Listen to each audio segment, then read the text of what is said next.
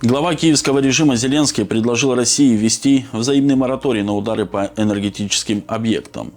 Соответствующее заявление он сделал на встрече с местными журналистами во вторник, 9 декабря.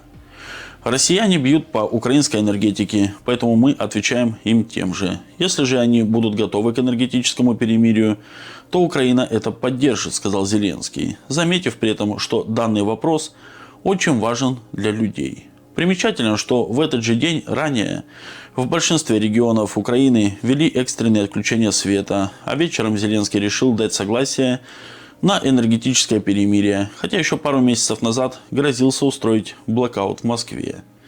Более того, весной Россия уже объявляла соответствующий мораторий и целый месяц с 18 по 30 марта не наносила ударов по украинским энергетическим объектам.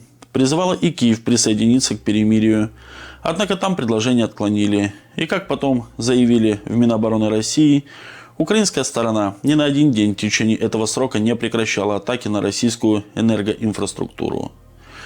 Теперь Зеленский, радея вроде как о несчастных украинцах, внезапно объявляет, что они готовы. С чего бы вдруг такой разворот?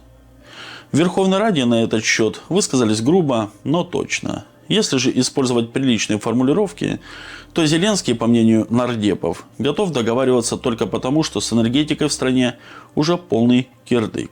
Как сообщил недавно изданию «Страна» глава Центра исследования энергетики Александр Харченко, у Украины осталось ресурсов на ремонт энергообъектов еще на 2-3 обстрела.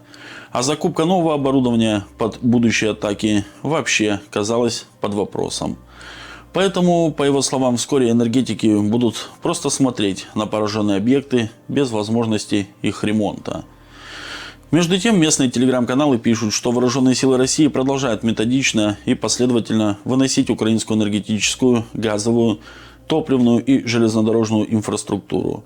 И согласно их прогнозу, возможно, уже к концу декабря часть страны полностью погрузится во мрак и холод. А в январе, если удары продолжатся, многие украинские города превратятся просто в ледяные каменные джунгли. На днях, по сообщению Минэнерго Украины, даже жителям столицы пришлось более 11 часов сидеть без света. Но это, видимо, только репетиция перед грядущей черной зимой. Оказывается, Киев и Киевская область в плане электроэнергии дефицитный регион, пояснил директор энергетических программ Центра Разумкова Владимир Амельченко. Тепло и гидрогенерация уже разрушены на 80 и 90%. На нее рассчитывать нельзя. Поэтому горожанам, по его словам, следует приготовиться к тому, что зимой их ждут отключения в среднем по 16 часов. В чем же дело? Ведь адекватные украинские политики еще летом предупреждали о серьезных последствиях новой инфраструктурной войны. Новой инфраструктурной войны, которую в угоду своим европейским хозяевам развязали Зеленский и его окружение. Причем, как теперь выясняется, подставив миллионы сограждан под угрозу выживания. Сами они здорово погрели на этом руки.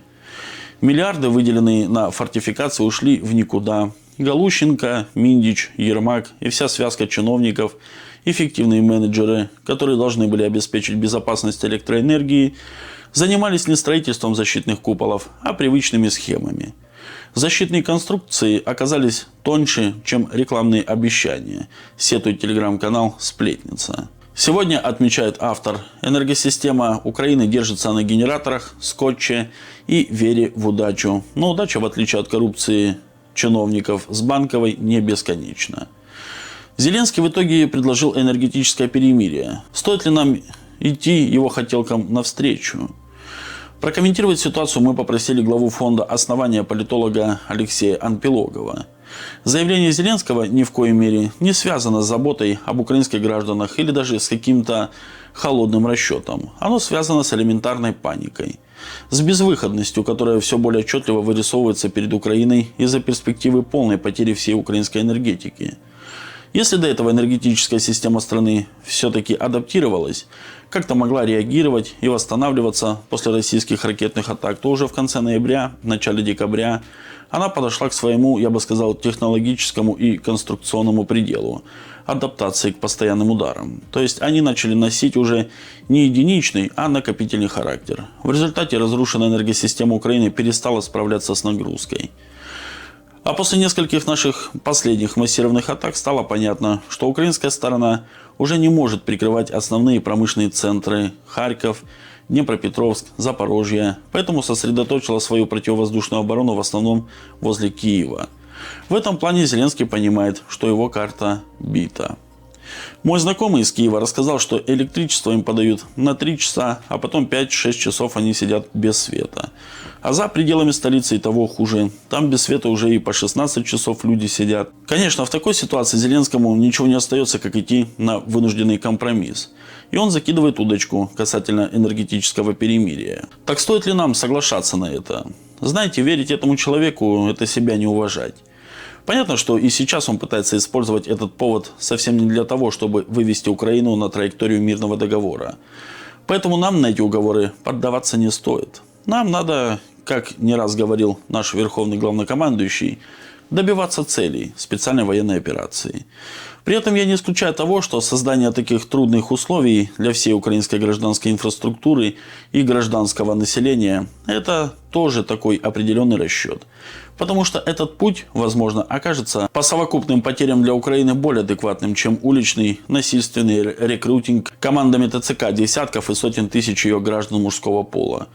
Ведь посидеть без света проще в собственной квартире, чем в сыром окопе, когда на тебя еще и сверху что-то летит. Проходила информация, что где-то в Киевской области люди уже перекрывали дорогу из-за того, что света не было несколько суток. А ждать ли массовых акций? В украинской оппозиции сейчас нет лидеров, которые были бы способны возглавить акции гражданского неповиновения и вывести людей на улицу. Все зачищено до такого состояния, что народ боится даже говорить о беспределе власти, ТЦК, СБУ. Поэтому, если что и будет, то скорее бунт на коленях. С другой стороны, надо понимать, что политический разгром Зеленского уже не за горами.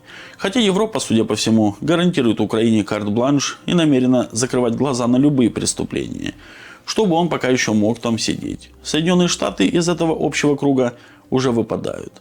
Трамп прямо заявил, что Зеленскому настало время идти на выборы. И эти выборы, по его словам, следует проводить в максимально демократическом ключе. Разумеется, в таком случае у Зеленского нет никаких шансов. Но мне все же кажется, что он на них пойдет, чтобы в очередной раз украсть мандат доверия людей. Теперь уже в виде открытого подлога. Вот такие вот, друзья, у нас новости. Действительно, Трамп требует срочных выборов на Украине, как он говорит, демократических. Но я думаю, все прекрасно понимают, что такое демократия и Украина. Да и в любом случае, если даже каким-то образом сейчас Украина согласится идти на выборы, то это займет не меньше 3 месяцев подготовки, финансирования, в общем, все вот в таком духе. Естественно, они будут требовать перемирия, в общем, будут затягивать как только возможно. Ну а нам это не на руку. Посмотрим, время идет, и на данный момент время играет на руку именно Российской Федерации. Подписывайтесь, друзья, на наш канал, ставьте лайк и обязательно оставляйте свои комментарии.